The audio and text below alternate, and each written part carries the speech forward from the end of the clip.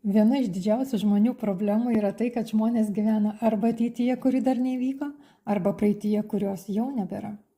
Jie bijo to, kas bus rytoj, o ką apie mane pasakys vienas arba kitas žmogus. Arba dar keiščiau pergyventi dėl to, kas jau įvyko. Jeigu tai jau praeityje, arba dar net neįvyko, tai koks tikslas apie tai pastoviai galvoti ir pergyventi. Dažnai manęs klausia, kodėl aš tokia pozityvi, kai pasaulyje vyksta tiek daug blogo. Pagalvokime kartu. Tai koksgi skirtumas, jeigu aš pastoviai galvosiu apie tai, kas jau praėjo, arba kas įvyks kažkada ateityje. Viskas, ką aš ir jūs galite įtakoti, tai būsena dabartiniu metu. Jeigu visi tikslai yra įgyvendinami, jeigu absoliučiai viskas, ką aš noriu pasiekti, taip ir įvyks, o po to ir vėl bus naujas tikslas, tai kas tada yra svarbu iš tikrųjų? Pasirodo, iš tiesų svarbiausia yra tai, kaip aš jaučiuosi gyvendama savo gyvenimą.